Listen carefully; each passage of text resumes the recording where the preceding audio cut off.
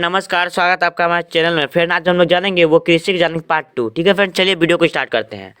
सबसे पहला प्रश्न हमारा फसल किसे कहते हैं। इसका आंसर है मनुष्य द्वारा अपने उपभोग के लिए कृषि योजना में एक निश्चित कार्यक्रम एवं योजनाबद्ध उपायों द्वारा उगाए गए अन्य चारा, फल, फूल इत्यादि को के समूह को फसल कहते हैं। जैसे सपोज एग्जाम्पल हम समझते हैं, एक आलू लिए, ठीक है। तो यहाँ बोला है कि हम आलू को जो उगाएंगे तो कुछ हम योजना से उगाएंगे कि उसमें कैसे पानी देंगे, उसको कैसे रोपेंगे, तो हमारा योजना कार्यक्रम और कुछ उपाय हो गया, ठीक है।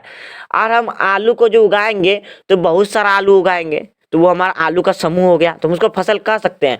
अगर हम एक आलू को उगाते हैं तो वो हमारा फसल नहीं होगा, क्योंकि ये हमारा समूह में नहीं हुआ। देखिए कंडीशन क्या क्या हम उसको फसल कहें। पहले तो वो हमारा समूह होना चाहिए, ठीक है। और उसको पहले मनुष्य अपना ही काम के लिए उगाए, उपभोग के लिए उगाए। और तीसरा हमारा कुछ योजना से, जैसे हम आलू को जो उगाएं तो मनुष्य अपना खाने के लिए उगाया उसको, ठीक है। और आलू का समूह में मनुष्य उगाता है, और कुछ तरीका से कैसे बोएंगे ये सब तो ये हमारा फसल में आ जाएगा, ठीक है। तो इसीलिए बोलते हैं आलू फसल है, धान जितना भी है तो वो हमारा फसल ही है, ठीक है। चलिए प्रश्न 2 देखते हैं। फसल कितने प्रकार के होते हैं। तो इसका आंसर है 3। पहला है हमारा खरीफ फसल, दूसरा है रबी, तीसरा है जायदा फसल। तो प्रश्न 3 हमारा खरीफ फसल किसे कहते हैं। तो इसका आंसर है वैसा फसल जो मानसूनी आने के साथ बोया जाता है और सितंबर अक्टूबर के महीनों में काट लिया जाता है, तो वैसा फसल को खरीफ फसल कहते हैं। तो आप खरीफ फसल कंडीशन जान लिए, फिर से जान लीजिए।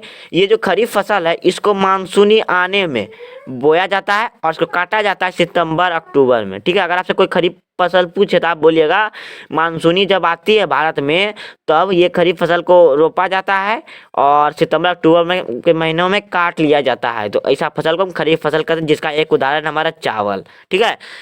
प्रश्न 4 हमारा रबी फसल किसे कहते हैं। तो इसका आंसर है वैसा फसल जिसको अक्टूबर दिसंबर यानी शीत ऋतु में बीज बोया जाता है तथा अप्रैल जून यानी ग्रीष्म ऋतु में काट लिया जाता है, तो ऐसे फसल को रबी फसल कहते हैं।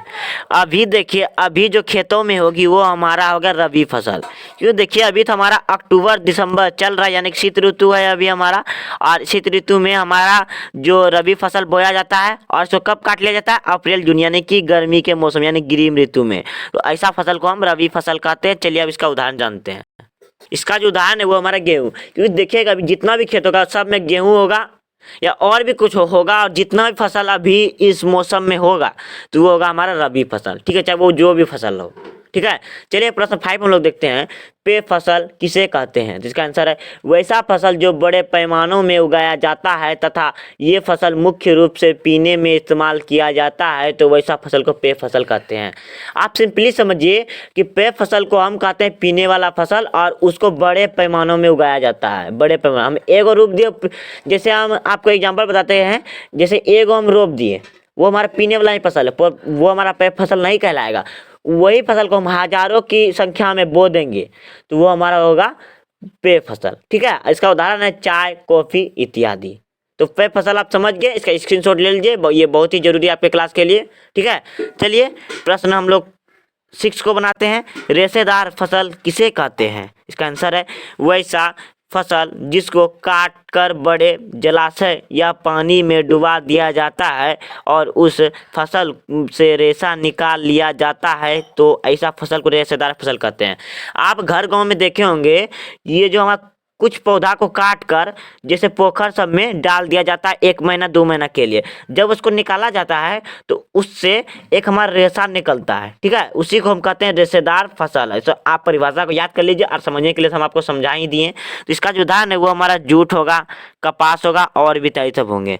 जैसे कि दीपावली का जो मौसम आता है और ये सब जूट कपास इत्यादि सबका जो खेती करते हैं, तो वो लोग फसल को काट के बड़े जलाशय या पानी में डुबा दिया जाता है, ठीक है, और 1-2 महीना में उसको निकालते हैं तो उससे एक हमारा रेशा निकलता है, उसी को हम कहते हैं रेशेदार फसल, ठीक है। प्रश्न 7 हमारा नकदी फसल किसे कहते हैं। इसका आंसर है वैसा फसल जिसको बेचकर बेचने वाला को अधिक लाभ होता है, तो वैसा फसल को नकदी फसल कहते हैं। हम वैसा फसल को नकदी फसल कहेंगे जिसको हम बेचेंगे तो हम 2 रुपया उसमें हम लागत लगाए हैं और हमको 10 रुपया होगा या 20 रुपया होगा, यानी हमको अधिक लाभ कमाने वाला फसल को हम नगदी फसल कहते हैं। जैसे हम कोई फसल लगाएं, सपोज जैसे हम धान लिए, उदाहरण की तरह धान लिए, धान में हम 2 रुपया लगाए हैं, अगर हम उसको बेचेंगे तो हमको अगर 50 रुपया हो रहा है तो वो हमारा नगदी फसल में होगा। चलिए हम लोग आगे देखते हैं। प्रश्न 8 है हमारा, बागवानी फसल किसे कहते हैं? तो इसका आंसर है वैसा फसल जो बागानों के माध्यम से उगाया जाता है उसे बागवानी फसल कहते हैं। वैसा फसल, जैसे हम आम को लेते हैं तो आम जो है हमारा बागान में उगाया जाता है। वैसा फसल जो बागानों के माध्यम से उगाया जाता है, आम हो गया, लीची हो गया, केला हो गया, वो सब बागान में ही होते हैं। आम का केला, लीची का बागान, आम का बागान, अंगूर का बागान, ये सब जो होता है वो बागान में होता है, तो उससे हम बागानी फसल कह सकते हैं। फिर हमारा 9 है जो कि लास्ट प्रश्न है, जायदा फसल किसे कहते हैं? तो ये सब जो आपको फसल का बता रहे, ये आप ही का क्लास का है और ये फसल के जो हम लोग का सिलेबस में है, अध्याय में आपका है फसल का प्रकार, वो सब प्रकार का लिए आप कॉपी में नोट कर लीजिए। आप चाहे तो अपने से ऑब्जेक्टिव क्वेश्चन भी बना सकते हैं, वो आप पे निर्भर करता है। प्रश्न 9 हमारा, जायदा फसल किसे कहते हैं? इसका आंसर है वैसा फसल जिनको रबी फसल तथा खरीफ फसल के बीच बोया जाता है, तो वैसा फसल को जायदा फसल कहते हैं।